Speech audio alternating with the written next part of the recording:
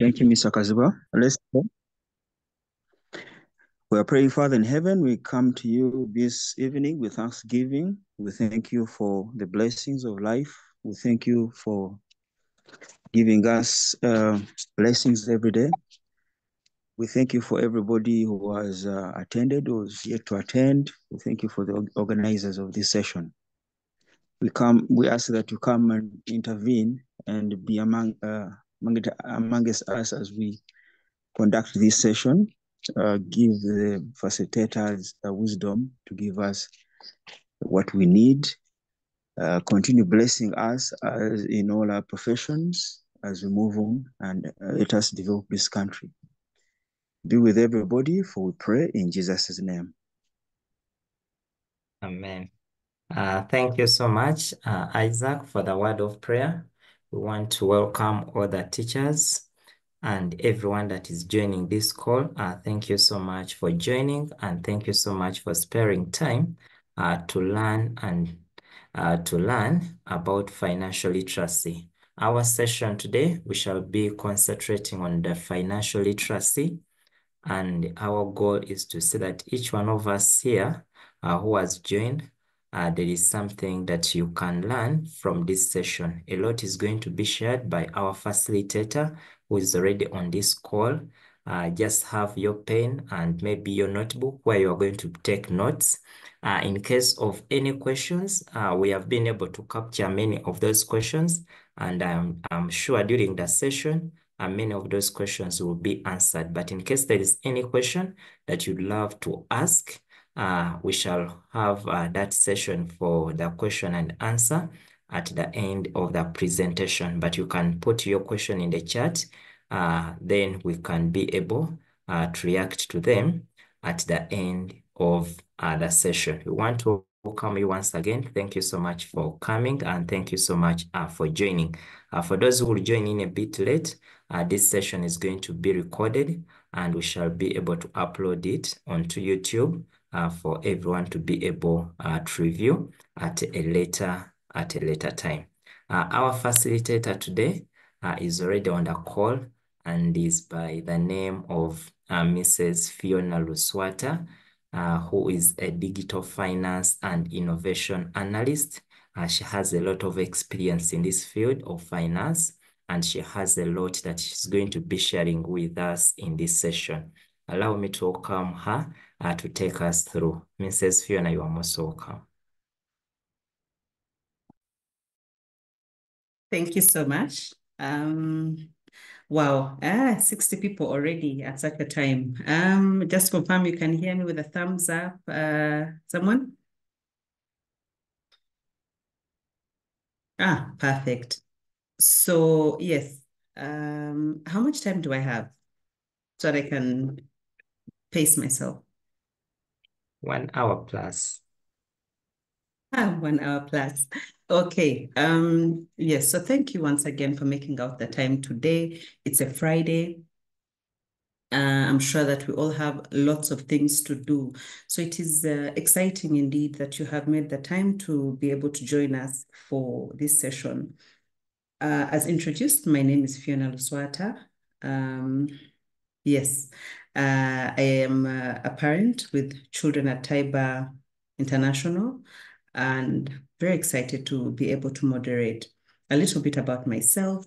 I have been a financial consultant for a while. I have over 20 years of experience. I worked in a commercial bank as part of my first experience. I used to work in a Nile Bank, for those that can remember. Then I worked in Barclays, I worked in the UBA before I retired into self-employment or semi-retired. Right now, I'm working with UNCDF, that's the United Nations Capital Development Fund, as a digital finance and innovation analyst. But today I speak to you wearing the hat of an independent individual who is very passionate about financial literacy as a pathway towards financial freedom. So that's how I'm speaking to you today. And I hope that maybe the next 30 to 45 minutes, we can unpack a few things, and we are able to then delve into what is it that we actually want. I hope that it can be as interactive as possible. I don't like to talk at people. The way I like to present is once in a while, I'll ask you a few things. Let's make use of the chat group as well, or of the chat as well, of the chat box. Please feel free to type in. As introduced earlier, I did receive a number of questions. Oh, these are amazing questions about finances, investment, savings. How do I save? How can I save when I'm having debt? How can I properly make my money productive? How can I do a side business? And there's so many of them. I'll keep coming to those questions. But also, maybe for purposes of this call, you can also feel free to chime in and put those in the chat box. As we continue, can we also use the chat box and write some of our expectations from this session? I know that we have come to learn about financial literacy, but it would be nice to also just put it in there, especially since this call is being recorded, so that we can understand, or we can always go back to, okay, this is what we wanted to learn. Did we learn it? And then maybe if we did not, we have another session where we are able to speak about those things that we are unable to learn. So I will not take a lot of time right now. I'll just be able to jump right in. Let me see. What do I have in the chat? Yeah, feel free to introduce yourself. If you can rename yourself. I see, okay, the members are named. Financial freedom, great. Please feel free to write your expectations, write some nuggets when you're learning, just put some nuggets in the chat just to keep us awake and active. I think I have rights to share. Yes. Okay. Again, if you can see my screen, just do a thumbs up so that I can I even see a thumbs up? And do you see my screen? Maybe someone can just unmute and tell me. I cannot see now that I'm sharing my screen. Yes, it is on. Okay, great. So this presentation, I was told that there were quite a number of teachers on this, and even the Google form I saw had a number of teachers. So even as I was crafting it, I tried to come up with something that could be quite contextual to us, so that we're able to understand financial literacy, not just for us, but in the context in which we are speaking. Yeah, so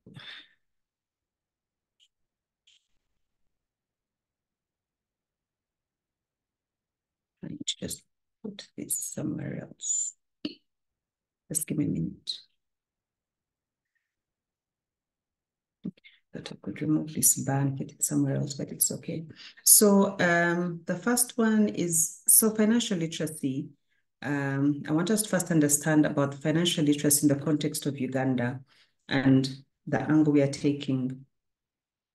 What is the current financial landscape? To understand, Julius, you're raising your hand. You have a question? Okay. Great. So to understand the current landscape right now, when we talk about financial inclusion rates, we're talking about access to formal financial institutions. We're talking about banks or MFIs, not money lending or that. Those are not formal, but the formal sectors, even now, the mobile networks are actually considered to be formal networks. So if you have some money saved onto there, if you have an account in a bank, an account in a SACCO, or any micro deposit taking institution, that is what we call formal. So right now in Uganda, these rates are still quite low. They go below 50% of the population, if I'm not mistaken. So that is the landscape within which we are working. In terms of lending, we have lots of informal lending. I talked about the money lenders. I have talked about people who, even when you look at the fintechs, Their fintechs are also lending, but many of them are not registered. And what then becomes the ripple effect of this, and why is it important to understand that right now in Uganda, so many people are unbanked. However, that means that they do need money. So they start to fall off the rails and start to borrow money from informal sectors. We find people that are now wallowing in a cycle of debt because they'll borrow money from a money lender, and then the money lender interest rates will go high, and they'll borrow to pay that person. So that is one of the things that is defining our current landscape. But as teachers, why is it important for us to understand just even these basic dynamics? There's a lot that can be delved into, but for purposes of today, we shall be very basic. Let me set a timer so that I can talk a lot. So let me set a timer so that I do 30 minutes, hopefully. Just give me a minute.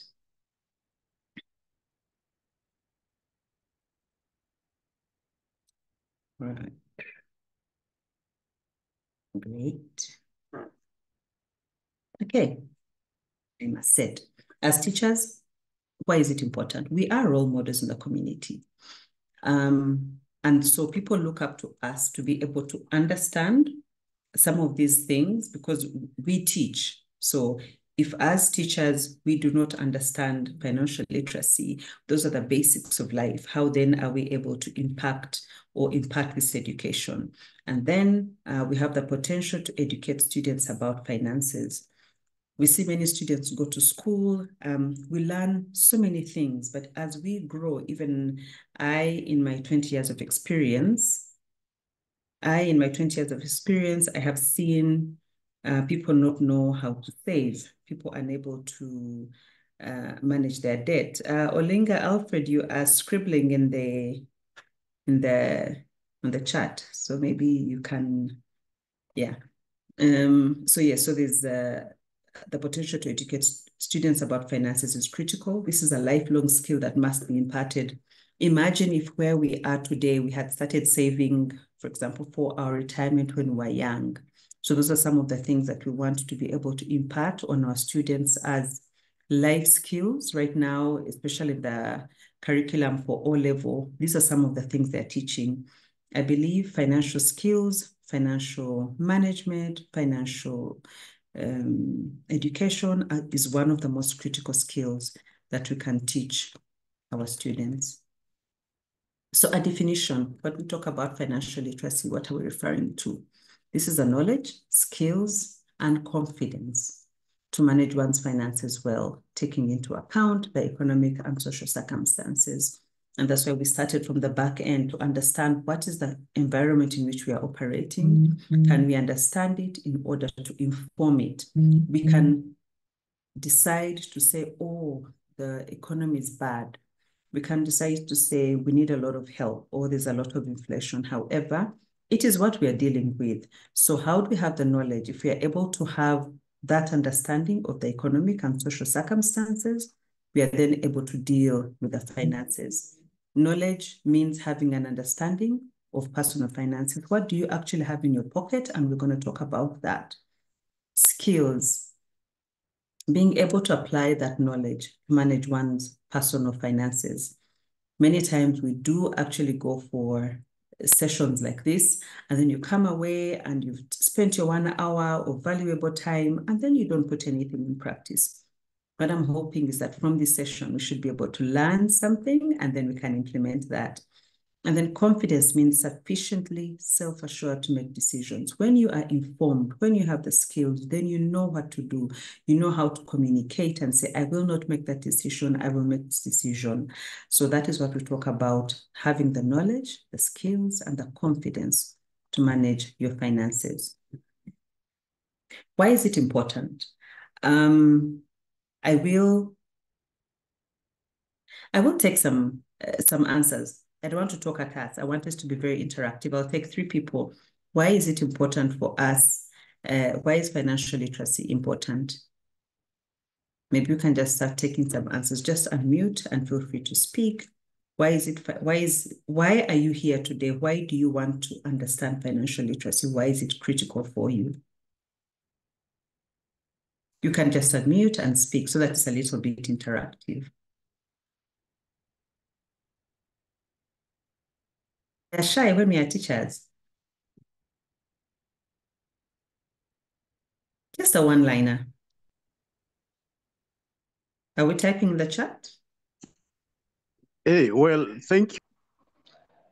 Yes. Okay. Please go ahead. I want to And give then a after try you, and say, Musenguzi. in order to achieve financial independence. Okay, great. Musenguzi? I don't know if that was you or that's somebody else. Isaac? Yeah. Can you hear me? Yes. Because we have to, like you've said, if you don't have this knowledge about money, money can disappear in a blink of an eye. So we need to keep it. There's a problem, people keeping the money and helping them in future when they are retired, and so to have the future secured. Okay, great. And the final one, Julius? To improve on individual financial discipline, most especially is prioritizing on most important things in our lives. Okay. Yes, I can also say something. Yes. This is Innocent. I just think reducing on financial stress. Okay, as if you copied my notes. But yes, all those are right. And indeed, it is important to have financial literacy. You know, like how you say, literacy when you're writing or, math literacy, you're adding if it's math, but financial literacy, your ability to manage your money, like we have said. So it enhances, of course, your personal financial stability. It teaches you how to manage it wisely so that personally you are very confident with your money, better decision-making about money. Sometimes we meet someone who you think, oh, that person is making half my salary. How are they, then they're telling, oh, I'm building my house and they're doing it diligently, or they're telling you they are saving and you're thinking, how is this person saving? Yet me, I cannot save with my salary. So to enables us understanding financial literacy, enables better decision-making about money so we can plan for and realize our goals. We already talked about financial stress. It offers the opportunity to learn basic skills related to earning, spending, budgeting, saving, and borrowing.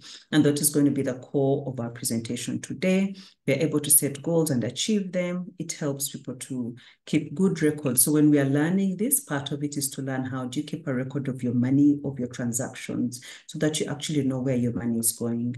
I cannot tell you how many times I've thought, did someone touch my bag? Because I don't know where this money went. So people become more informed decision makers. So this is what financial literacy teaches us. And I hope at the end of the session today, you can attest and say, hey, now I can, be able to do this. So we shall kick off with budgeting.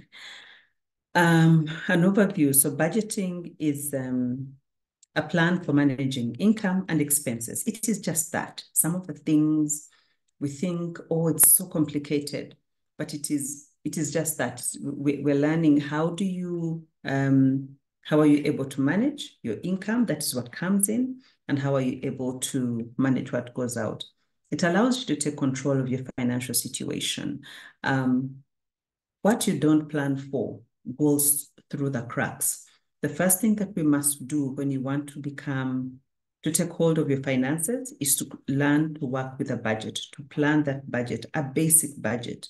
At the end of this session, I shall be able to share a basic budgeting tool that can be used as you go about your day-to-day life. So we are talking about personal finances. Some of the questions that we talked about were the question that you posed, how can I do a side business?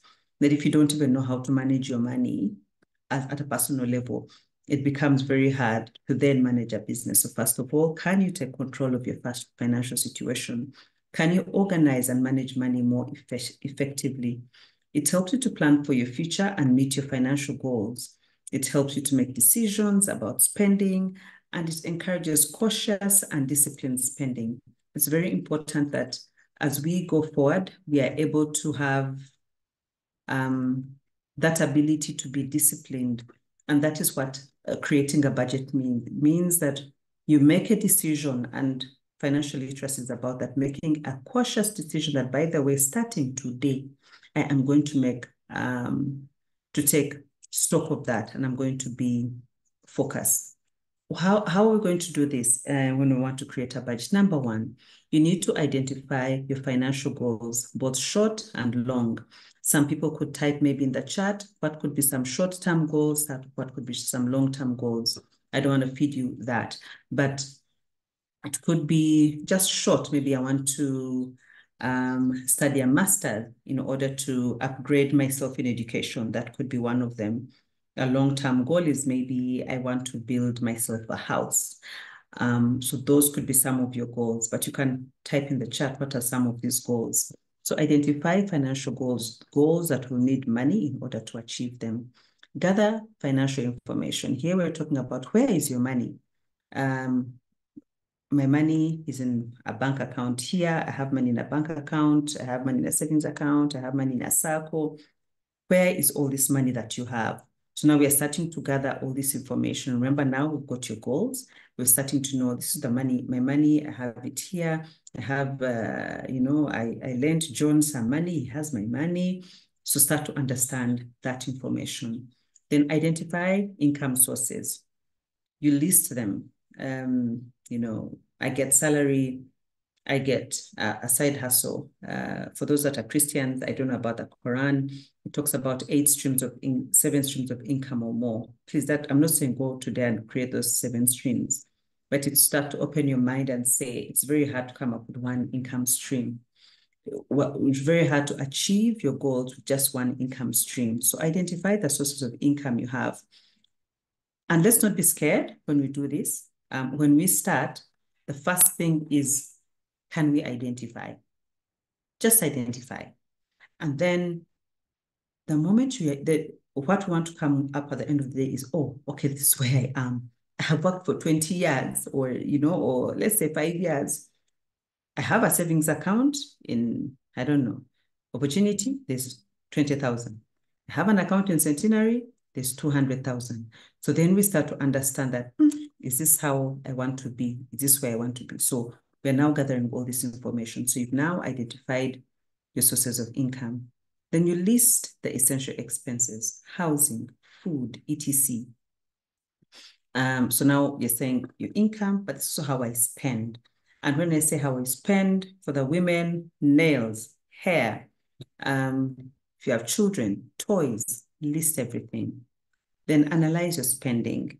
That is tracking your data. You need to now look at your savings and say, but this is how I'm spending. So this is now a deep dive.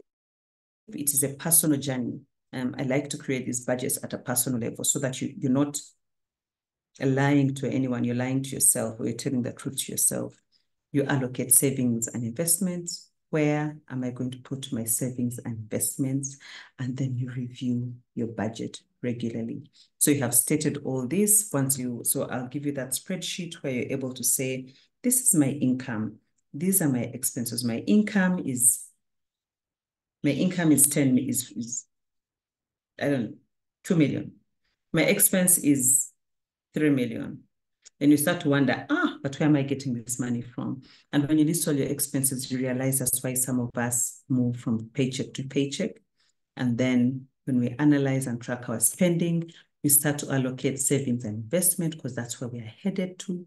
And then we review and adjust. So a budget is not static. We start to say, okay, I will adjust it accordingly. So that is how a basic budget should be.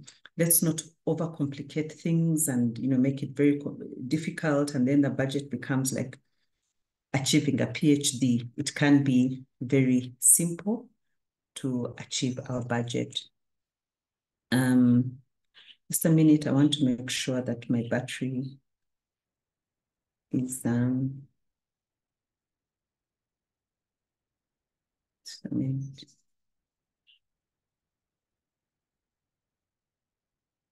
confirm that my budget charging. Okay, much better.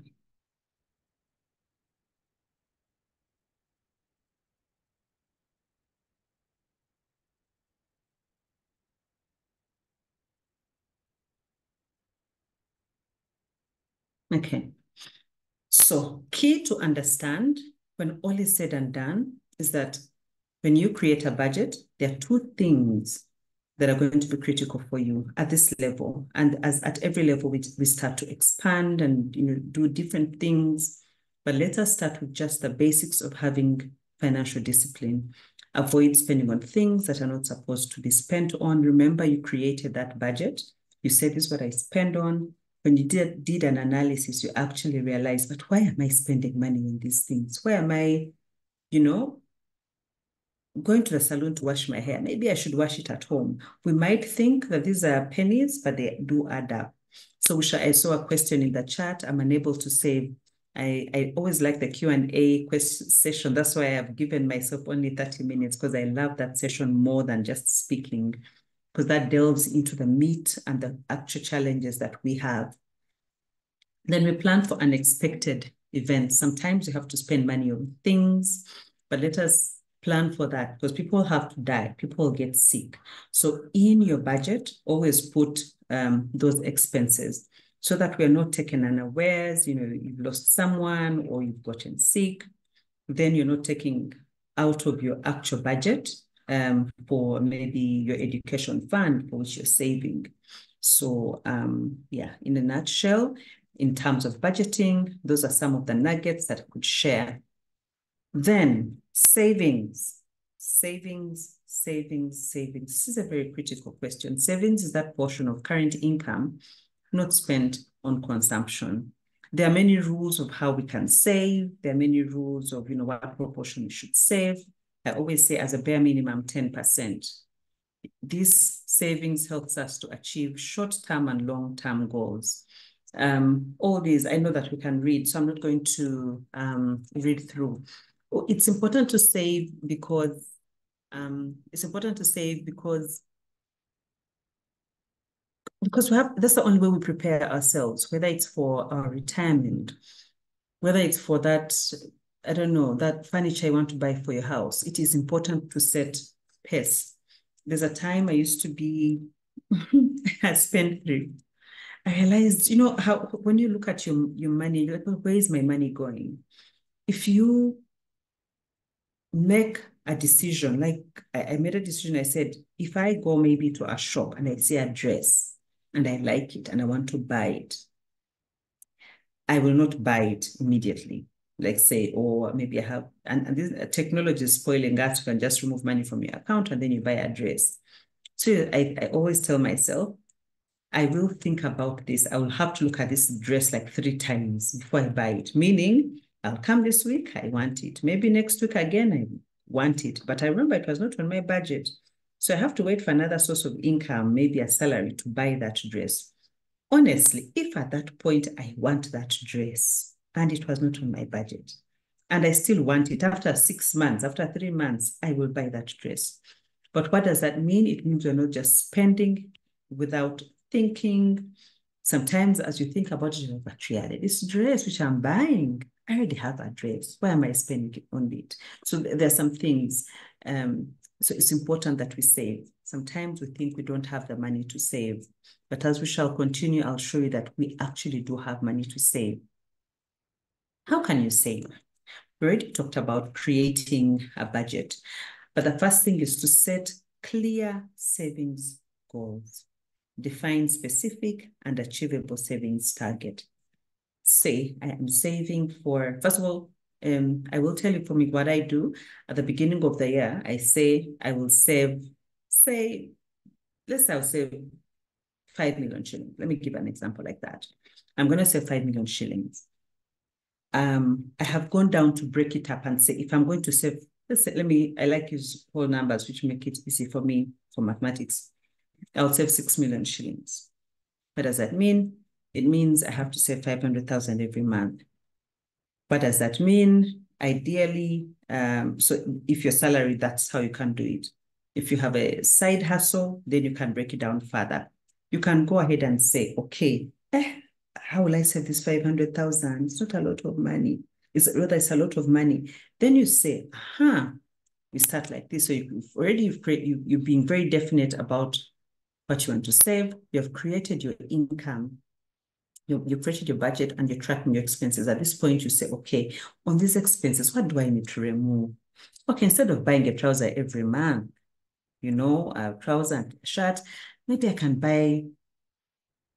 skip a month. And when I skip that month, I can put that money in my savings. By creating a budget, then you're able to know what can I cut back, maybe remove some things. If you're focused on savings, maybe I don't need to have my nails done. Maybe I don't need to, I don't know, braid my hair. What can you do within your means? So then you start to cut back, but because you have that list, minimize expenses on non-essential, that one I've already talked about. Automate your savings. Those automatic things that go off, meaning if my salary hits the account, for example, on 20th, on 21st, I have this money that goes off. Why? Because if I have money on my account, money speaks for itself, it sends itself, it has jobs that it can do. So that is one thing. So automate savings and make sure they go off. Increase your income. Hey, guys, we cannot survive on one source of income. Can we have the extra sources of income so that we can earn some money? As teachers, can you coach someone? Can you write a book? Can you, I don't know, something? But there's always a way that you can do a side hustle. Produce more to be able to sell more. Keep money at home. Keep money for home separate from your savings. So what I do, I remove money from my account so that it is such a hassle to get it. So that's one of the things I do. As a key, let us have focus, set short-term goals and long-term goals, determine how you want to save. We shall have a little bit of depth in that as we go ahead. But these are some of the ways you can save through fixed deposits, savings accounts. Tip is to set at least 10 to 20%. A key also is to save fast. Don't wait for, we hear it all the time, but it is true.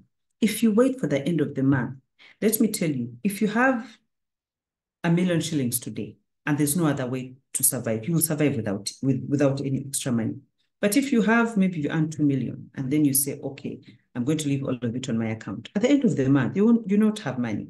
Somehow it speaks and it sends itself. You'll have so many problems. So remove that money and know that this is how much I'm living within, and I'm not going to go beyond that. This brings us to loans. This is another area. So what I'm trying to do is to tell you, in order to be what you say financially literate, what are those things that we need to understand? What are those things that we need to look out for? What are those things that we need to pay attention to? So one, we need to have a budget. As someone who's financially literate, you say, oh, I have a budget. Then two, I save.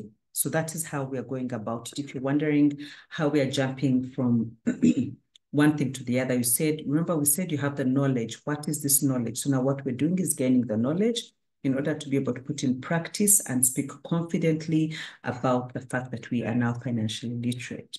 So we have been able to create a budget. We have been able to save. But the big elephant in the room is loans. At the beginning, we talked about how there are so many people that have loans. And we're saying, how can we tackle this elephant? It is huge. This is a big deal. So that's money the borrower can temporarily use, and usually it is charged for use. I will ask a question, and I want maybe 2 or 3 people to give me feedback. Why should I take a loan, or should I borrow anyway? Is it good to borrow? Can I have 2 or 3 people just unmute and say, do you think it's a good thing to borrow? Yeah. Hi. Hi, everyone. Hi. Mercy is my name, and I am an accountant. So happy to be here. Sorry about the distractions outside. I'm on a road, but It's okay. For me, getting a loan, it should be to your last point of need for money, for financial need. You don't just get a loan because for luxury life. If you're someone who has a goal, who has financial goals, who has things you want to achieve in life, honestly, a loan should be avoided at all costs. It should be like an enemy, because once you get a loan, it will put you every time you keep on pushing yourself. I'll pay later. I'll pay later. I'll pay today. I'll pay tomorrow. I'll pay like this. I'll pay 200. I'll pay 100. Anytime you come, you reach an extent of paying back that loan. That is when at times you even get more financial other problems that will need that money, that loan money you're going to use to pay.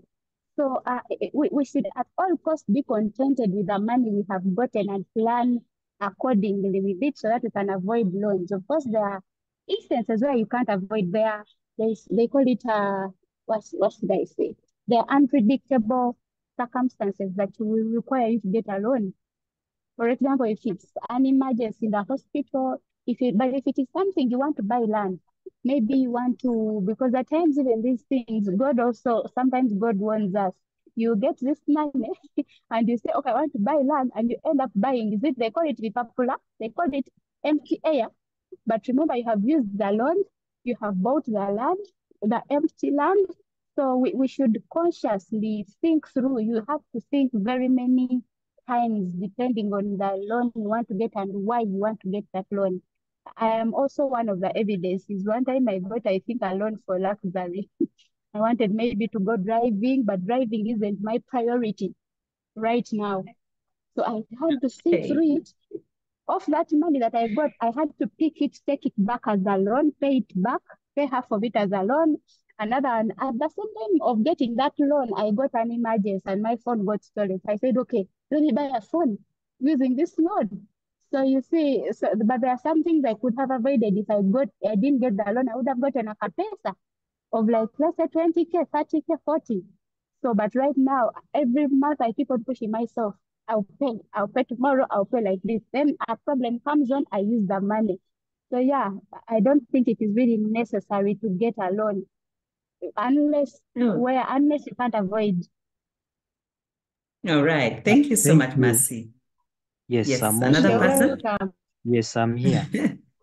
Yes, Innocent. Yes, this is Innocent. I would recommend taking a loan. A loan is needed when there is something on ground. Never take a loan for a beginner. A beginner should never take a loan. A loan is just needed when you have something you want to boost a business. It's when you're able to pay back. But if you say you're a beginner and you're taking a loan, it means you've not yet learned the risks of an entrepreneur, because an entrepreneur stands a lot of risks. After knowing challenges with the little you have, you can now go for a loan so that it boosts business.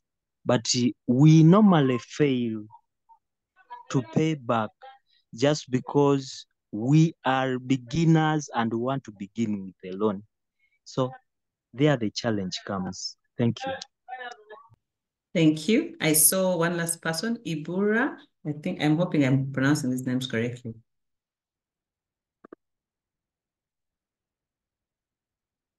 Okay. There are two. Kevin, Ibura is not speaking. Okay, thank you so much. Thank you so much for the opportunity granted. Hope you are getting me well, madam. Okay, so who is speaking now so that we can, so there are going to be two people, Ibura and Kevin will be the ones to speak. So Ibura can speak first and then Kevin. Maybe network. I can hear you now. Okay, it is me, Ibra. Your name shows Ibura. It's Ibra. Okay, great. Ibra, go ahead. It seems to have gone off. Kevin. Yes, thank you so much for the opportunity granted to me. I would say with the issue of borrowing, here in Africa, if at all we are to compare with our colleagues in Europe, before something is started, or before they get money, they first come up with a project that we want to do this. Then from there, they look into how I'm going to move on with this project. So they think about the issue of money. But just because for us here in Africa, we first think of money, that I need money. But when we do not even have what to begin with, what even to do with the money. So that's why I'm of the view that it's good to borrow. If at all you are to borrow, it should be after you have thought of the project and you have calculated whatever you are to spend, and then borrow according to the estimations or the calculations that have been made to avoid those kind of loans are like losses. Then also you try to time yourself and have a duration for how long that money is to be invested into. Thank you so much. Thank you. There was a last, oh my gosh, we are so many. Can I'll take the last two, unfortunately. Yes, very short, if you can. Okay. Yes. No. Maybe to add on the borrowing. The borrowing, yes, you can borrow. That is okay. But first, depending, you have to first also assess whom are you borrowing from, and how are their terms and policies of borrowing. You can borrow, but I can give you a scenario of someone who borrowed 500 millions. And unfortunately, the interest rate this person paid back was 200 millions. Like was it after like 2 months? So you also have to first look at the terms and conditions of the borrower. Where are you borrowing from? How do they demand? What is the interest? Yeah. Yes, thanks. All right. And Ibra, then Dola Senior, the last one. Thank you so much, Madam. I want to welcome everyone on board who is on this platform. I'm very so grateful for everyone who is here and sharing ideas. I want to thank the admin for those who have come up with this initiative. I'm so much grateful. I'm Ibra Zikurave. I'm a teacher, Paromeses. I'm from Nebi District. I welcome all members from Northern and West Nile. We are very grateful. Getting a loan, it isn't bad, but if you put in mind or at the back of the mind, how much do you want to get? And that amount of money you want to get, what do you want to use it? That major purpose. And also, you have also to look at the period, the loan period you are going to use it. There are those who can get a loan. You go and pick a loan which will be paid or back after within 10 years. That long-term loan will give you headache. How I wish you go for a loan which may not even exceed 9 months and you have cleared it. It gives you comfort and assess yourself or evaluate yourself. The reason why I got the loan, have I achieved it? If not, how much money do I need to get or to supplement on what I'd got before?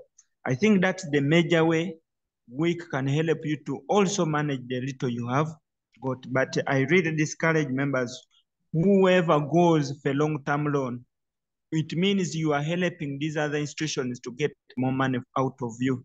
Yet the little we earn, we need to maximally utilize it. Then lastly, I have a colleague who got a loan and went for education for further studies. This one real after he have finishing of the studies, she thought from there she would be upgraded to another scale of salary after injecting that money, for which it has failed now. She has never even got it. She's soon retiring. So I would also look at it that if you get a loan, you invest it in a certain project, the interest you are receiving, use it to go for further studies, but not getting money from the bank and pay it all because you don't want to be disturbed. I submit. Thank you so much. Mm-hmm. Thank you. Audrey, is this an old hand? Thank you so much, our presenter of today. My name is Adrian Katus. Me about loans, I encourage taking loan if you have a plan for a loan. actually, I happen to work with a financial institution as a loans officer. But I realized that there are people that we would lend to like year one, year two. Like we know them as our customers, right? So you would sit back and you wonder, like this person, like his life entirely is relying on loans. He's working, he's getting salaries, but every month you're sure that when he pays this, the next day you're going to disburse, like for that very person. So me, I encourage us, yes, you can take a loan, but you shouldn't be a slave. Don't be a slave to loans. You have plan B in case this loan is not able to come through. Can you still survive? Can you still take your children to school? Can you still pay rent? Like have, like you said, we should look at having so many sources of income. So taking a loan is good if you're maybe taking a loan to boost your business. Like you should actually invest a loan in something that brings in money. You shouldn't take a loan to go for yeah. Thank you. Thank you everyone for your amazing submissions. I'm glad this group is yes. Who is I hope you're the lastest. They call it what? Yeah, I don't even know if it's yeah. English. Is it English? Lastest. The English Okay. teachers. Yeah, thank you so much, Fiona. We also talk about the issue of loans. But one thing I've learned is that anything can wait, apart from saving life. If I'm getting a loan for saving someone's life who is close to me or myself, that is okay. But in most cases, saving money, your hard-earned money, it is one way of giving yourself a loan than going for a loan. Because even what scares me is that those guys that we think that they have established themselves, they are really struggling with the loans, even they are losing their assets. So to me, I would think saving money is very, very, very more important than going for a loan, out of my experience. But if you are saving life, please go for the loan. But if you have like a budget and you're planning for something to be done, then set goals and go by those goals. Thank you so much, Fiona. Thank you.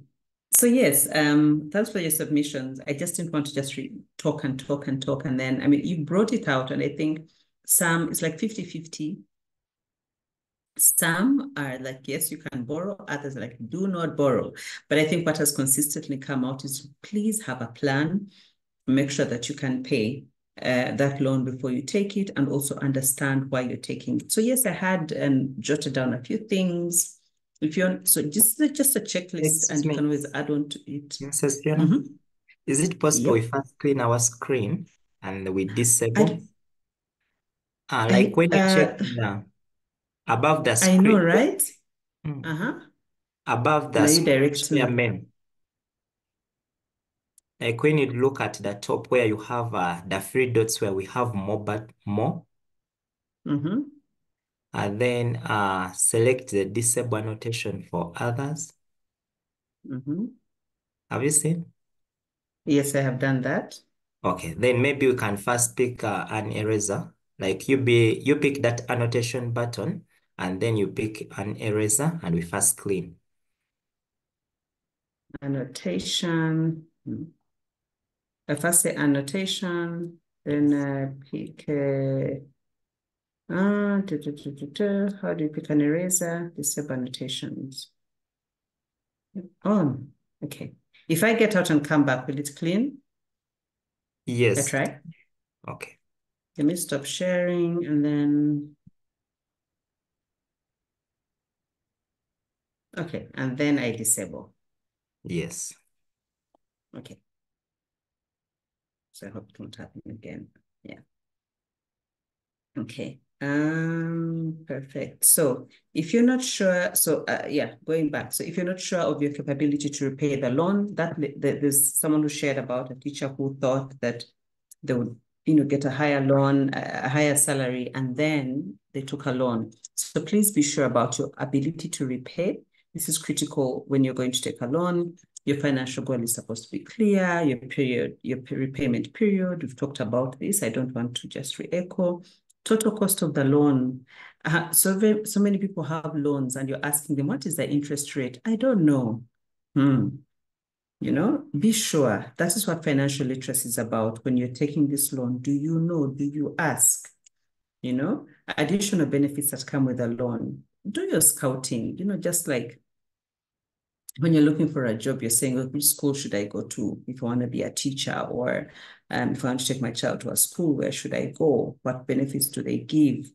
Does my child have to take a mattress? Because my God, how many do I have to hire a car then when I'm taking my children to school? So those are some of the things. Can they, you know, are the children able to go back home? Or, you know, there's so many things we consider in our everyday life. So financial literacy is, can you take a hold of your finances and understand the financial implications? And this speaks to loans. Economic returns. Okay, people are dropping off. Is there a problem? Like so many dropped off at once. But anyway, the economic returns on the loan. Is this loan going to be profitable? As in, is it for a business or is it just for luxury? Available internal control to ensure financial discipline. Are you able to have the discipline to pay back this loan? And then finally, compare offers from different financial providers. As a closeout for this particular loan conversation, it's good to understand there's good debt and bad debt, and that's what we're trying to explain. Examples of good debt, why you're taking a loan. Education loan can be good or it can be bad. It depends on how you look at it. Bad debt has high interest loans. Also, good debt means that it is for investment and not for it's for investment and not for luxury. Those are some of the features. Know your rights. You have a right to information. Do not take a loan from someone or an entity that does not give you all the information that you need, because then you know that those are the informal sectors that we're talking about who actually create challenges for most people. If the financial institution is not following what is written in the contract that you've signed, you have a right to seek legal opinion. But again, this comes if you're able to do this if you go to the formal financial institutions. It's very hard sometimes to take, you know, the black market type of lender to court because they're not meeting their end of the bargain. So it's important to understand the contract that you sign, read it, that fine print, please make sure you read it. And then manage your debt. Prioritize paying high interest debt. If you have borrowed money as we speak today from a money lender and from a bank, make sure that you try to kick off as much as possible of that high interest loan. If you can even go to your bank and consolidate, ask them, can you give me an additional loan so you can pay off that money lender? It is not, you already made a decision, a bad decision to go to a money lender. However, if you go to the bank and you have, you can negotiate and they give you an additional loan to top up, what happens then? You're paying one loan, so you're consolidating all instead of paying, you know, 500,000 here per month. And then you go to the money lender, you're paying them 700. Meanwhile, the money lender's interest is like 200,000. So if you consolidate here at the bank, they probably charge you 800,000, maybe for a longer period for a year, but now you've paid off that higher debt. So it is how do you manage, even in the situation that you're in. So what we're doing today is setting the ground and saying, hey, I need to get out of this pit that I'm in. How do I crawl out of it? If I've taken lots of debt, slowly crawl out, but you'll make it. And then, of course, avoid accumulating debt. One of the things that we know that makes a lot of debt. We think peer pressure is just among our children. It is not. We're always telling our kids, oh, don't have peer pressure, don't work with bad groups. But so many of us are buying things because our friends are doing it. You're buying cars because all my friends are driving. How am I not driving? You're trying to go on, I don't know, have a big wedding because, oh, how will people see me? And no one, by the way, is watching you. Eh? It is you who is, you're in this race on your own, but you're thinking, oh my God, how will people see me if I have a small wedding, if I go to the DC? What you want is a certificate, right? So go and get married, and then you go home or call your friends. If they can buy lunch, they buy for themselves lunch. Why are you buying for people food when you're going to go into debt? So some of these things we're in a race, but unfortunately, we don't know that we are racing alone. We are thinking, oh, people are chasing me, no one is chasing you. So be at your pace and stop taking unnecessary risks. So now we have understood, we have made a budget, we have saved, we are removing loans. What do we do with this money that we have? We've saved your 6 million shillings at the end of the year. Investment basics. Why invest? Is to grow our wealth over time. And as we go forward, I'll talk a little bit about, how can we save in the different ways in our means. And there's so many ways that we can save. Many of them, we shall not talk about them, but we'll talk about how to invest. In terms of investment, so investment is talking about saving is different from investment. Saving is you kept your money away slowly. But where are you putting your money? That's what we're talking about as an investment. That which makes your money grow, that's what we talked about here, to grow your wealth over time. How is your money growing? So that's what investment is talking about. There are short-term investments. Bring returns usually under 1 year, at the most 2 years. Mid-term, 2 to 5 years, and then long-term, they are longer. Longer term, 5, 10, 20 years. One of the ways in which you can understand if it's a short-term investment or a long-term investment, short-term investments are easily liquidated, meaning that you can easily get cash. As we talk about the different investments, we shall then understand, oh, this one, if I wanted money like this, it's liquid, most times a liquid form. I can get the money like that. Then mid-term, a little harder. Cash is expected to flow later, but long-term investments, one, you're not getting that money today. If you have to get it, it is a bit harder to liquidate, to translate that asset that you have invested in into cash. So that is the easiest way. For example, if let's say, someone is sick in your family and you need maybe to urgently raise 5 million shillings. If you can raise that money maybe in 2 days from an investment, that is what you call a short-term investment. But if you need to, you need 6 months to wait for that money, that is no longer a short-term investment. So that's what we say. How are you investing your money? Are you investing in things that can liquidate easily? It's also important to invest in a range of things. They said, remember what we talked about at the beginning, 7 streams of income or more, so that there are things that can give you, just like you have different incomes, you also have different ways to invest. When you're making an investment decision, like you say, in order to say short-term goal, long-term goal, medium-term goal, what are your goals? So remember, there are short-term goals, long-term goals. So your goals will determine the investment that you make. If your goal is to buy chairs, you're not going to buy a piece of land in order to buy chairs tomorrow. You're saying, oh, my short-term goal is I need to furnish my house. So you're going to save money in a way that is easily liquidated. So that's what I mean. How does the investment work? Do you understand it? I'll give you an example. When I say, do you understand it? There was a time someone invited me for a session. They say, oh, Fiona, come, we'll go for tea. I went for tea. Then when I went for tea, it was not tea. They took me to, they said like, oh, let's go to maybe Hotel X for tea. So I went with her. First of all, I was so frustrated, like, why are you calling me for tea? And then you're taking me inside the hotel. Oh, we have a presentation. They had a whole presentation about some investment. I was so annoyed. Like, do you need a whole hour or two to explain to me this investment? An investment should be clear.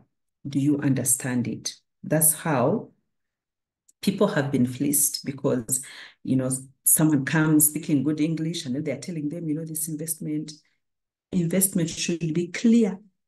If you don't understand it, do not put your money. I recommend all of you from this session read one book, The Richest Man in Babylon. If you have read that book, just type in the chat, I have read it. If you have not read that book, it's a small book like this, yellow book. the richest man in Babylon, you will not stay the same, I guarantee you. And you will invest in the things you understand. What is the cost involved? What are the running and maintenance costs of your investment? For example, if you save in, maybe you decide to build apartment blocks, what are the running and maintenance costs? What is the alternative to saving in apartments? Can I don't know, plant trees? So all those are things that you can think through. How long would you have to save to acquire that investment? If you want to buy a block of flats, right? You have to save that much longer than if you wanted maybe to say, to buy some animals, maybe some cows and chicken to save you, to invest into, because investment is that which grows your wealth. So the chicken are going to multiply. So your money, which you put 100,000, is going to grow in wealth. After 6 months or 12 months, it will now be maybe 250,000. So how long does it take you to save to acquire the investment of a block of flats? So the short-term investments can actually lead you to acquiring a long-term investment. So if I buy some chicken, then after that you buy some goats. So we hear these things, but until you put it in practice, by the way, you start to understand, oh, okay, then you plan like that. How long do I plan to invest? This depends on your age. How old are you? How many working years do you have left? That determines the way that a 30-year-old will invest is different from how a 50-year-old will invest. So those are different dynamics, and you must understand, how long do I plan to invest? Maybe you're planning to invest for your children's education. You've saved some money, but you're thinking, oh, let me put it in a fund that can grow so they can can have good education for them. So those are some of the things that you have to consider as you invest. Of course, I won't read everything because I will share the slides, but just some nuggets, right? Some of the tools that we can use: fixed deposit. I think we all know that. Treasury bills and bonds. These are usually issued by government. A treasury bill is short term, maybe 6 months, it will turn around. Treasury bond can be, 5, 10, 20 years, where you put some money, and we've all have what they call passive income, that you get maybe it's always better when you have a lot of money, not a lot, but like say 5 million, 10 million, but that's where the interest rate makes sense. That's why I'm saying, do you understand the investments? But that is a whole conversation of its own in what you're supposed to invest into. So if you have if you have 10 million, you're like, but I can't buy anything substantial, because let me just invest in a treasury bond. You put it there for 20 years. They'll calculate for you, maybe every 6 months, you're able to get maybe 800,000. That is income that now starts to come into your pocket every 6 months, but your original investment remains existing. SACCOs and savings groups. By the way, I belong to so many savings groups. You have no clue. But Fiona, I'm like, hey, guys, remember when we were talking about loans? These are actually formal institutions. So what happens is, if I need a quick 5 million, for example, I have a SACCO that does not need me to buy a plot of land and give all my assets, but also I can get that money quickly. But also it saves at the end of the year. Even when I get a loan, remember they give dividends at the end of the year. So I'm a beneficiary of the dividends. But most importantly, if I have access to savings and a group, but I also have access to loans at reasonable rates without having to go to a money lender. At my church, where I'm a member of our SACCO, for example, I can get 3 times the amount of money I save at any time. So that is why you need to you can spread out your money in different ways. You know that it will give me some interest, but if I can buy, I can get some shares. You need trusts, are almost like treasury bills, but they're not from the government. So usually they're run by insurance brokers, and they'll give you, they prorate your interest. You get that interest every day. So if you have 1 million shillings, stop right now putting it on a bank account. If you're saving your money, I'm diligently saving my money, at the end of the month, if you have saved £1 million shillings, please remove it and put it on a unit trust, because a unit trust right now is giving about 10% as interest at the end of 10% per annum, which your bank is giving you what, 3% if you're lucky. And then they charge you. So at the end of the day, you're at zero. So why can we understand the different ways in which we can save? Why am I laboring to explain this? Because it was one of those things where everyone was saying, how do I save? There are so many ways in which you can save. We think we need to start saving when we have 10 million shillings. But with 500,000, with 100,000, you start putting it away slowly, slowly. That compounding interest does amazing things to us. So you will start, and then before you know it, that money has accumulated from your 10 million, from your 10 million. At the end of the year, you will now have 11 million. At the end of that year, remember, it has now compounded. If you're not removing it, you'll have maybe 12.5. Then your dreams start to become a reality. Even if you wanted to now remove some money to buy chairs, you can say, you know what, at the end of this year, I'm going to buy chairs of maybe 1 million shillings. You're not touching your 10 million shillings. You're touching the interest.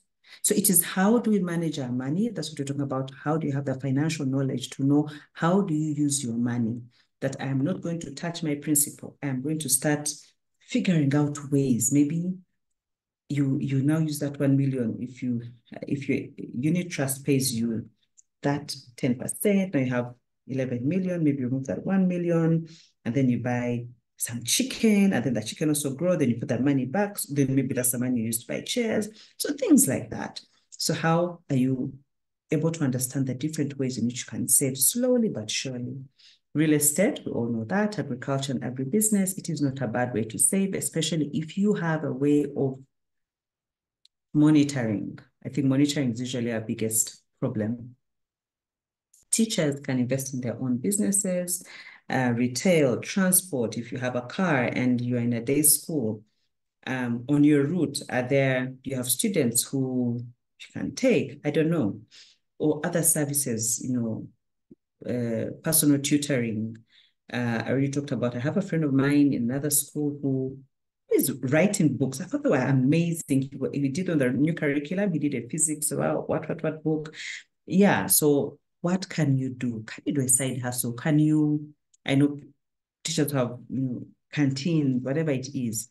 Let's all do something on the side.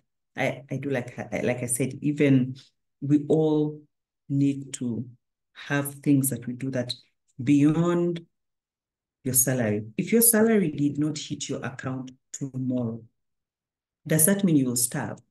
No. It means, so you start thinking about that way. I need to save. Of course, pension schemes. NSSF, I know some people don't like it, but it also does have good interest rates. I think this year, it was about 10. I don't think it exceeded 11, but it was about 10%. But it's good return. If you had, again, put it in context, if you had 10 million right now, you have 11.5. So that's what I mean by where can you put your money? At times you're like, I don't even know what business to invest in. Get your money and put it into one of those little areas where you can get some passive income, and then you reach there. So as we recap, your budget, consume less, how to keep within your budget. Consume less non-essentials, spend less on parties and festivals, lower expenses on life events, marriages and funerals. I'm not saying don't contribute, but let me tell you, me, I'm in the church. And so I know that, people lose friends and relatives, and then you have to contribute for so many things. Have a budget and say, for me, this is the budget I have for my expenses in terms of if someone is getting married or their funerals, I will have maybe 200,000 per month as a maximum. If Fiona comes to you and says she's getting married, okay, you say, I will give you at the end of the month, because the marriage is not an emergency. I'll give you at the end of the month. And then you wait to see how much you have left in your basket. Or you can say, for me, I don't give more than 50,000. So depending on, because you've set your goals, you have your things to do.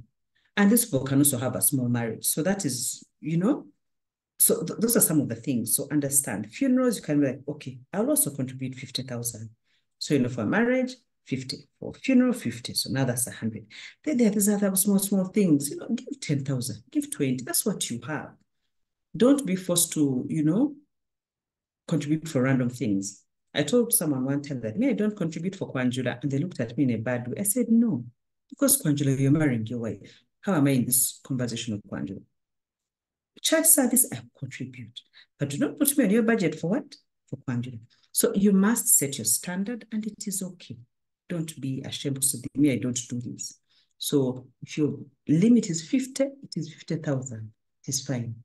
So plan ahead to buy necessities when the prices are low, bulk buying for home, and then carry less money. Good savings habits, save as much as you can, save as you earn, pay off debt, keep an emergency fund in a separate account. So those things where you think, for emergency, you can take a loan. There's something I always wonder. People think something like giving birth is an emergency. I kid you not, it's not. Why? This woman was pregnant for 9 months. You thought this baby was going where? So unfortunately, there are things that we think are emergencies, but they are not. So let us understand. If you think, so start saving. This woman in 9 months, by the chance offload a child, save 20K, 50K. Just save slowly. So that even if this baby is born premature, you have been saving for 7 months. You have some 800,000 somewhere. So then you can pull from your emergency fund 200,000 if you need 1 million shillings. So that is how you start to manage. Control your debt, make a list of all your loans. Start paying them slowly.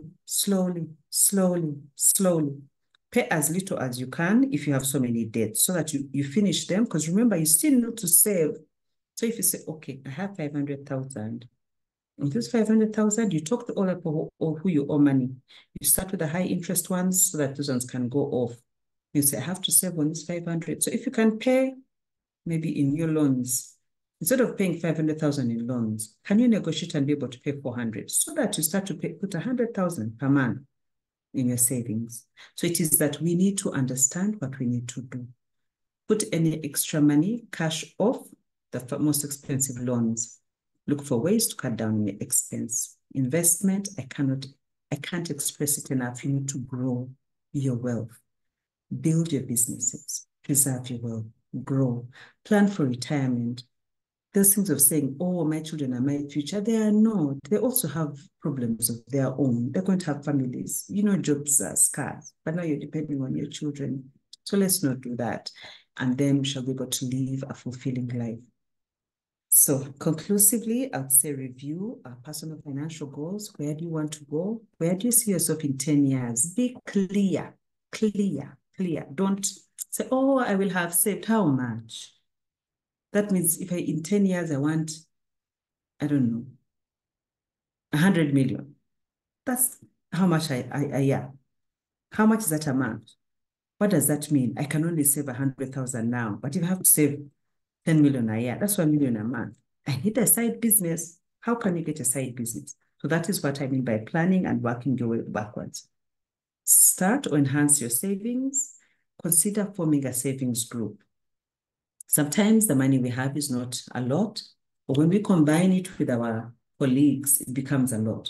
That alone, you have 500,000. When you're 20, you have 10 million. 10 million can go into an investment club. All of a sudden, you're getting money. As a group of the people who are here, you can be in a circle. As a circle, you start to get money. Those are things. Consider forming a savings group, and that can help us. Some wise words from some people. From Dave Ramsey, he says, you must gain control over your money, or lack of it will forever control you. And that is a fact. And then from Nelson Mandela, this for me is my quote for the year. In everything I do, is what I'm thinking this year. May your choices reflect your hopes, not your fears, meaning that this is where I want to go. Be very clear. Don't think in a poverty where you think, I don't care. If people think that my wedding decoration was not fine, at me, I saved my money. remember, it's a wedding for one day, so don't worry. People think I'm working on Shigeri. It is fine. I don't need a car. First of all, I spend my whole day at school. I just spend 3/4 of my time in traffic jam in a car. I don't need it. So your choices should reflect your hopes. Where do I want to go? Not your fears of what will people say about me. Thank you so much. I have talked and talked and talked. I hope I can get some questions now. Over to you, and thank you very much. Thank you so much, Mrs. Fiona, for the wonderful session and the discussion you have shared with us. We are really very grateful, and I'm very sure everyone has learned a lot from this session. Maybe in case you have any question, raise up your hand and then you can ask. In case there's any question, anything you want some clarification on. Okay. Yes, Mr. Steven. So much, Mr. Welcome. You're not very audible. Maybe you get near the mic. Thank you so much, Stephen. Am I now audible? Yes, you are. And thank you so much, Mrs. Luswata, for this wonderful presentation. Actually, I was here to really listen to some wise words from you, and I want to tell you that whatever you said is something I've listened past 20 years. But we really need people like you to remind us and reset us. But I have a request to both of you, Fiona and Steve. Steve, can you hear me? Yes, I can. Yeah, my request is, can Fiona please prepare for us another presentation that takes us back to the very basics.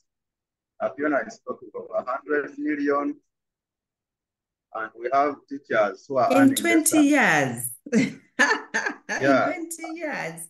But I get you, yes. But let us talk about a teacher who has just graduated and is earning less than 500,000 shillings. That teacher is the one.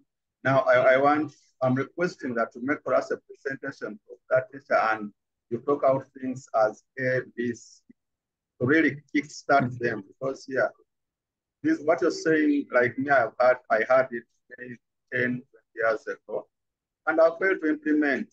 So it means sometimes I need someone to take me back to the basics, the very, very, very basics. Not that this wasn't a good presentation. At least I'm at a certain level where this is very helpful for me. Let it be honest. So it's my request to Steve that you prepare for us another session that we get back to the basics. Where a person earning 500,000, what can they do? How can they get out of that 500 in a year?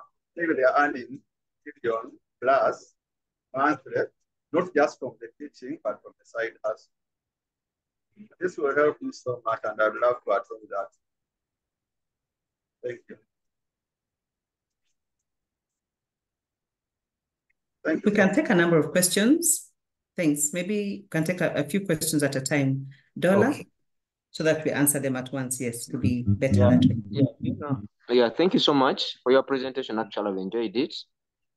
Now, I also make the same request that maybe next time around, you organize for us a session where you can give us some information about platforms where teachers can get money at low interest rates. Because we have a challenge that we have some financial institutions that are feasting on teachers, and they have really played a big role in sinking them in poverty. So you can just make for us some homework around to find institutions, to find some kind of platforms where teachers can get interest-free money, or some money, but when it's like with low interest, and then we can as well try to also invest and become better in terms of financial freedom. Thank you so much. Okay, Felix? Thank you. My request is about what happens after saving. Because I've ever tried saving, that saving process is not very easy, but I tried. But now after saving, going to investment, the investment died and I lost everything. So I think there is still something you need to teach us how to look after that investment, especially now in this instance, that someone is a teacher, they have to teach, but they have to run an investment and it doesn't collapse so that all the savings are again eventually lost. Okay, thank you. Enoch and then Dale.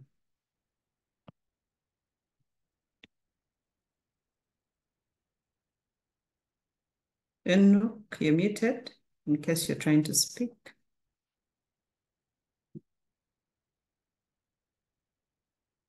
Okay, Dale.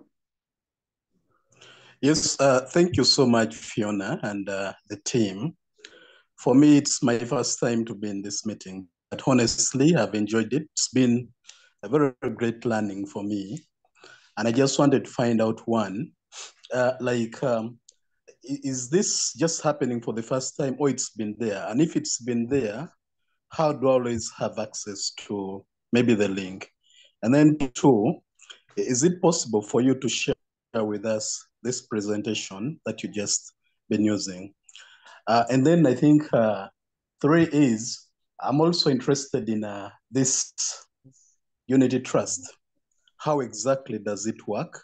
And then which insurance companies would you probably recommend us to really try out? Because I see it like something that we really needed to get into and avoid working with these banks. Thank you.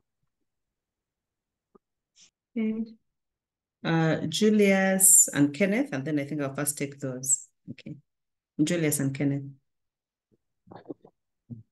Thank you, Madam. Indeed, it has been a good presentation for today. We've benefited. I have like 2 to 3 concerns. One is I just need to know which ventures can a teacher earning below 500 take up so that he or she can improve on the financial status of his well-being. The other thing, it goes to Mr. Stephen. Is it okay for you to share with us this presentation as it has been, as in a video, as you see it on the video there, not only a presentation, because it is easier for one to get information from a video than just reading something which is in words. Thank you. Kenneth? Thank you, Fiona. Indeed, this session has been timely. We appreciate so much. I wish to have more information about the treasury bills and that aspect of unit trust, and possibly a comparison between the benefit from a circle versus those from treasury bills. Thank you. Okay, I will take Mercy because she's the lady here in the group, and then I will take those. No, mine is not a question. I thought I would want to try and answer some few questions based on the knowledge I have and some of the experience I have. I don't know if sure. I'm Why not? granted permission. Yes, so now Yeah, for you can jump in this, and then I'll come in after. Yes, you can add on. There's this person that talked about them having a challenge of saving their monies and then putting it in an investment club and then boom, like it gets, is it eaten up? Like these sagas we hear about. But now that advice, it is for a clever investor. You should get companies that are well known, in that even if it closes, you can be refunded. Even if it closes, you have security behind you, like you have government security. For example, if we look at UAP, if we look at their different savings, because in the chat group, I have sent a certain document. I don't know if people have really taken time to read about it, to understand it. It is all about the bonds, the treasury bills, the UAP, the savings the savings companies or groups you can avail yourself with, and all these are protected and trusted. For example, if I give you an example of me, I used to ignore UAP, but right now I'm benefiting a lot in that I save my money there, but I can remove it if I want. If I don't want, I can make it a fixed money. I can make it fixed for a certain period of years. That is a goal, a savings goal. And it keeps on accumulating money every day. Every day, even if it is 100 shillings, that money counts for you as an investor. Even if it is 50 shillings, it counts. So it depends on how you're saving that. It doesn't limit anyone. The only thing is that it limits 50,000 shillings savings and below. But if you have to put 100 and above or 100, that is what they start from. If we start creating, some people want to know about teacher what? Teacher, is it where they can get teacher loans for teachers? But the other thing is you guys can, you can sit as teachers, you can create your own circle. And this circle, you can say, we are saving this and this amount of money, and anyone can get a loan. And for that circle, you can be able to set up your own interest goals, like payment interest. For example, if I give an example, us and my company, we created a circle, and everyone is very confident and comfortable with the interest we have, the interest rate. People borrow at a very, very cheaper interest that we created up. We take it to the bank. It is certified, but it is a company circle, a company of how many people? Less than 40 people. So I think for that one, you guys can sit, not just waiting that you want to look for a link or for what. You can do something out of yourselves. You can even say, even this circle, you can say, let's make the savings, as these savings create money. With time, we can say, let's buy land and build this maybe and create a business as teachers and something of that sort. And all that can help about. So yeah, then for investment companies, I just urge people to really take whatever advantage of the document I have sent. I've sent it in bits in the chat, but it's very current and it is very interesting. Right now, there are bonds that are already available there. Go and buy bonds in the government, 100K. You say, okay, every month, let me put 100 for bonds. And you see how it is distributed here. You earn. You see that you earn. At the same time, even my circle, my company circle right now, someone you save, the more people get loans, the more interest you get. By the end of the year, you find someone who has saved like 3 million has an interest of, let's say, 300,000 yearly, depending on how much they've been saving and their goals. So anyway, for me, that is my submission. There's one that was saying that, the money, how can you distribute your money? But I think that one maybe will be another presentation because I'm still trying to find, I don't know where I wrote my thing, but where you can distribute your money. You say, let's say 10% savings, 10%, okay, it is supposed to be 20%, then you put a 10% tithe. That is how we have 20% savings, 5% gifts. Like, okay, gifts, I don't mean that it is a must, but you just save these things of saying, give us a 5K. You have nothing to give. At least this account can help you. You said then there's one for 55% is expenditures. That is your monthly expenditures. What are you spending on? Bills, hospital, what, anything to do with that. That is the 55%. Then when we come to the 10% personal things, like my personal, okay, let's say I want to buy maybe a dress by December. So this is the 10% that you get. Even if you're earning 200,000 a month, this money, if you have this savings, this percentage, money distribution percentage, it will help you. You say 10% tithe.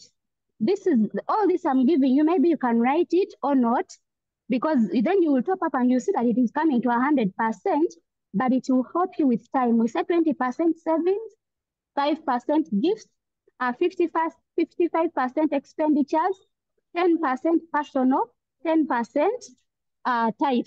And all this will help you than thinking, should I do this? Should I do this? But when you receive your money, You know how exactly you're distributing your money. Even if you have problems, even if you say, if we say 10% personal, your loan can come in here on the 10%. You don't touch it to put it on the expenses. You don't touch it to put it on the savings. Yeah, so that is just my submission. Thanks. Thank you, Mercy. Yes, she has indeed shared some information about bonds and about I think treasury bills. I saw someone wondering about that. Yeah. So if you have that coupon, if you've saved for say 20 years, so you find that your investment is going up to maybe 2050, that's really what it means. But like I said, to have a deeper conversation on just the different ways of investment, that is a whole different conversation. It cannot be here because now will take us another hour to delve into it. But what I can say is, as a quick win, if you want to do a unit trust, UAP has that. And I think speaking to the first Stephen, who says back to the basics, as someone who's earning 500,000, let me tell you, when I had just started working, I was earning 420,000, but I was saving. I was saving because at the end of the year, I had to pay for my sister's school fees. So at the end of the day, it doesn't matter how much you're earning. And I said it at the beginning, you will find someone who's earning 3 million shillings is not saving, and the one who's earning 500,000 is actually saving. So yes, we can all save. But I hear you when you say, let's go back to the basics and we see what can we do. Definitely, I'm sure that is something that Teacher Stephen can organize and we see. But as teachers, maybe you start that circle. I said, we have a church circle. Church, anyone can belong in that. Circles are the easiest way to come together. If you come together, it is good to get a professional to train you on how to do that circle. Don't just start a circle without professional training and say, oh, we heard that you could do a circle. I can always get you the information on where to get the professionals that can train you on how to start and manage a circle, because this is people's money and you don't want it to be played around with. And you must also be sure that these people I'm starting a circle with, they're not going to run out with our money. But yes, a circle is a good place to start. What happens after savings? There was a question. Yeah. So when you first save, first invest that money. That's what I'm saying. There's those, sometimes the money we've saved seems small. Someone asked, what are those things that a teacher can save into? I wish our colleagues can type into the chat, because I'm sure all of us are investing into something. It can be in the area of agriculture in different ways, whether it is poultry, whether it is, I don't know, any form of farming, whether it is retail, trading in cereals. There are so many things that people can trade in.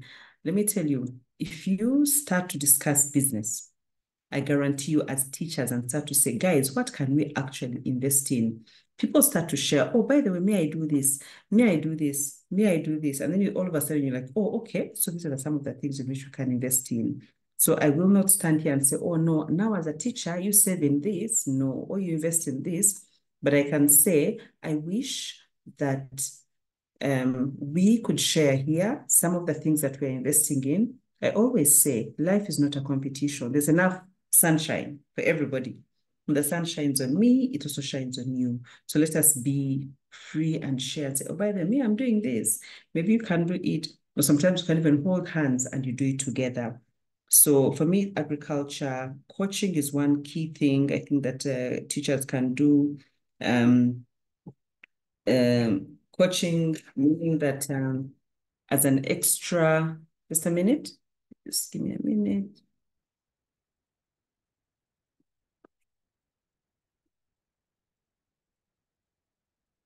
Yes, so coaching is one of those things that you can do. And it's not just coaching for like a school. There are all these children who do maybe homeschooling, or children who do, one thing that schools fail to understand is maybe academically challenged children.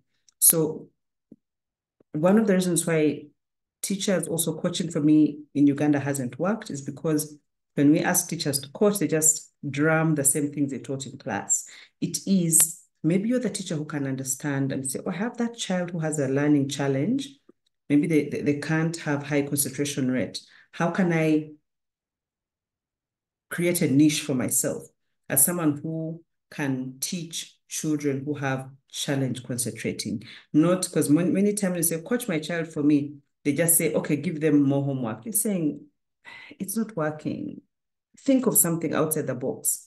So when I say coaching, it's how can you become different and create a niche for yourself. So those are some of the things I can think of, but offhand, I cannot think of others, but I wish others could type in the chat. Access to unit trusts, like QAP, I can always get the contact and give you and give it to Teacher Stephen, and he will share that. How to look after an investment. I told you to read The Richest Man in Babylon. Someone has already shared it. So a story was that this man had saved his money. It's based in the old days of Babylon. This man had saved his money. When he saved his money, he was wondering where to put his money. And this is answering why our money goes in the cracks. So he saved his money and then he put it in, he asked someone. So he went and talked to a cobbler. So the cobbler told him, by the way, there's a goldsmith who is doing sijui what in gold. So this guy took his money, hard-earned money meanwhile, and put it in, and he gave it to the cobbler to invest with that guy who was dealing in gold, because the cobbler told him it's a good deal, so invested in. Of course, what happened? The money was not, he lost that investment. But what was the moral of that lesson? What did he learn? Because he went to a rich man, the rich man told him, save. After saving, invest. So he had saved, then he invested. So he went back to the rich man and told him, I invested my money and I lost it, and explained to him. And the rich man said, why are you asking a cobbler about gold?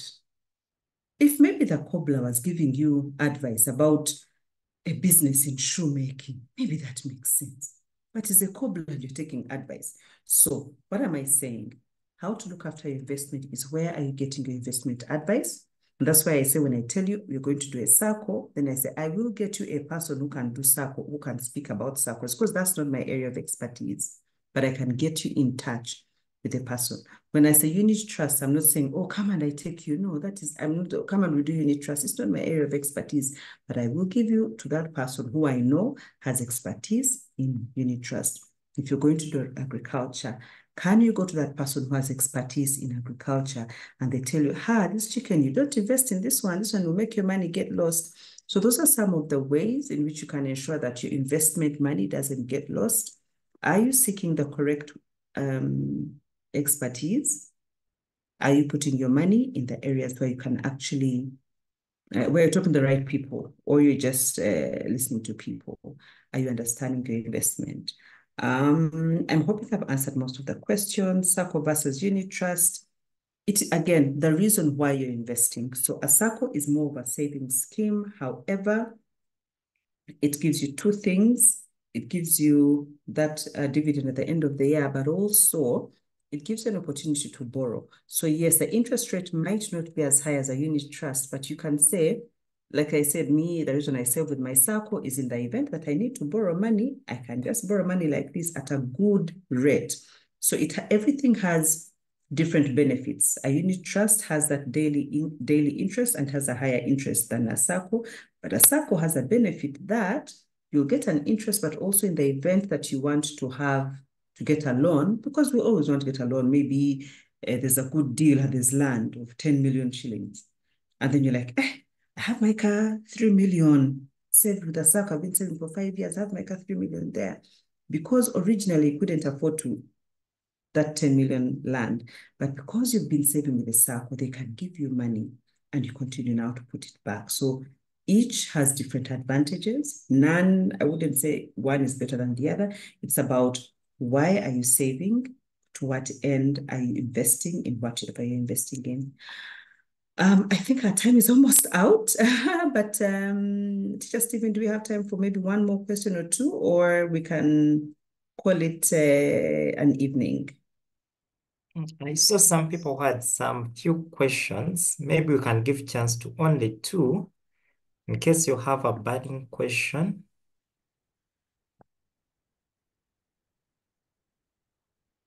Okay, opportunity going once and going twice. So thank you so much. I see, yes. Enoch put his hand up. Okay, I'll take only that one, I guess.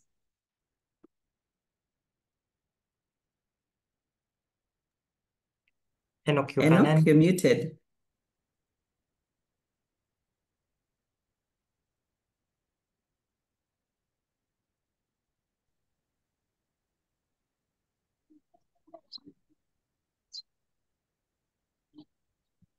Hello, members. Yes. Are you getting me well? Yes, we are. My submission, thank you for all the submissions. They are very good. But I wanted to respond on the fears of members who are looking at how much they are earning. And then they feel like that can be a reason to why they cannot save. In every coin you earn, there is a saving for as long as you have planned it well and you have set a saving target. Then I would wish to advise that before you start the saving culture, you have to know what you're targeting to achieve as an investment after the saving. Because it is true that you cannot invest without a saving, and you cannot save without an investment. Those two things go hand in hand. However, before you can start the saving, you first know what do you want to achieve. Then determine how much are you going to save, in what time, from where. Like I have a personal experience. When I started to work, I was getting 300,000. But I realized this money was not enough because of the endless challenges in life. I decided at the end of the month to get part of this money and hired an acre of land to plant maize.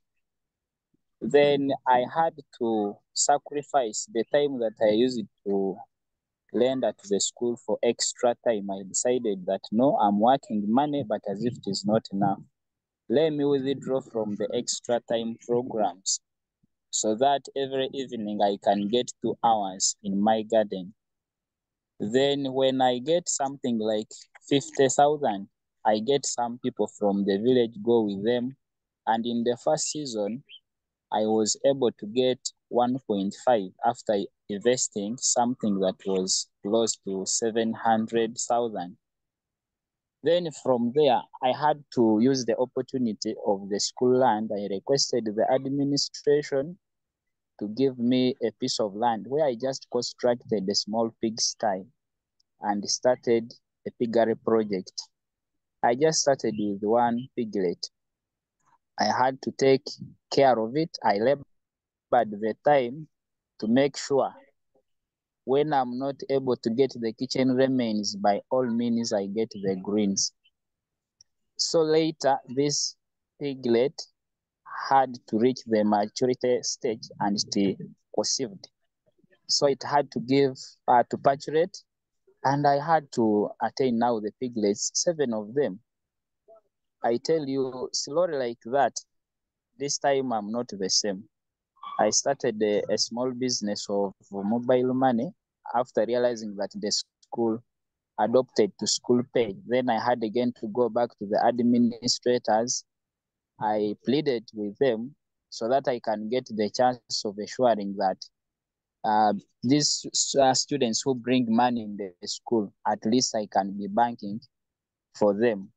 When I'm targeting a small commission from that business within the school, and at least I can realize on average 100,000 per month. So there is many ways in which we can get some extra income activities. First of all, you have to be calculative and look at opportunities around you. I'm very sure in many schools we have private teachers, but members, if we fail to come together after realizing our challenges and then we find solutions by ourselves, it shall be hard for us to change. There is people who have reached the retirement age before getting government. I'm one of the members who have been in the education system I have almost lost hope in getting government, but I have comforted myself by looking at how can I try to also make my own passion in case I fail to get a government job. What should I give as an accountability for the years I will have spent in education? So when we get every opportunity, let us use those opportunities as if tomorrow is not there. Let us save more so that we can find ways of solving these other challenges. Sometimes I would advise that it's not good for you to get a loan when you are going to start a business. This one. Instead, you should get a loan when you are feeding in a business which is already in existence, after you knowing how much that business can give you, so that you can compare the service fee of the loan vis-a-vis the interest you can get in a month. And then you see whether you will be working for the lender or the business will be in a position to service the debt at the same time giving you profits. Because the time you're giving to the business, you are equally to someone who is employed by another person. That business should be in a position to pay you at the end of the month and pay for its expenses. I think for the interest of time, I would request that the host, please, this is a very good innovation. I have liked it much. Next time, try to create a small time and we shall be on board to share. It is really very interesting. Thank you very much. Thank you so much, Enoch, and thanks for sharing your story in the chat.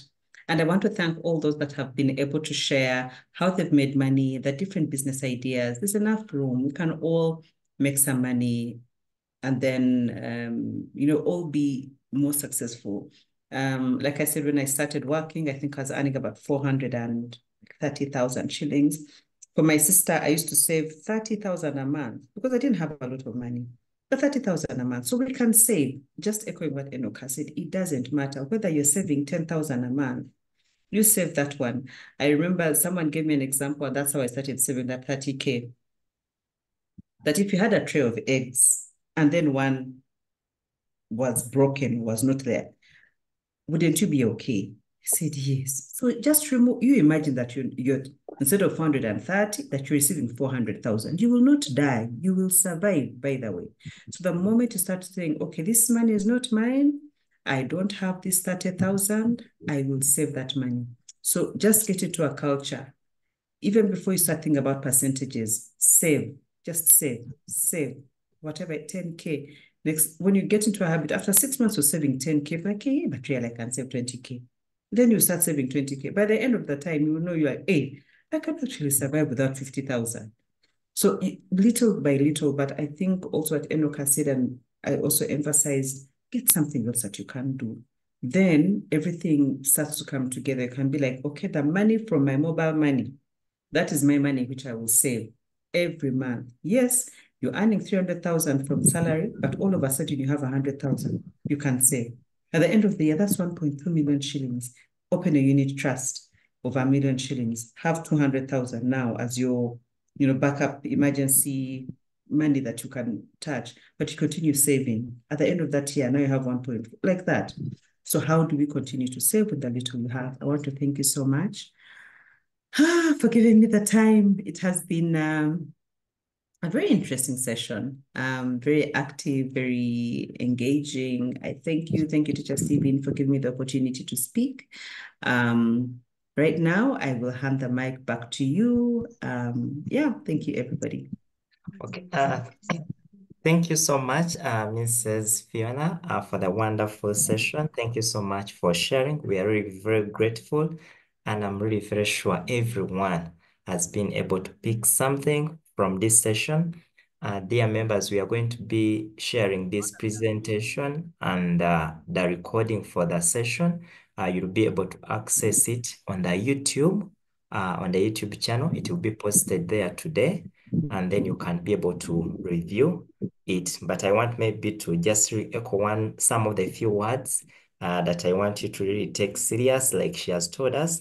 Please do not invest in something you really don't understand.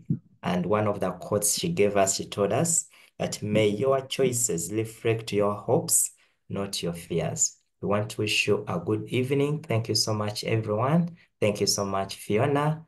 And let's catch up again.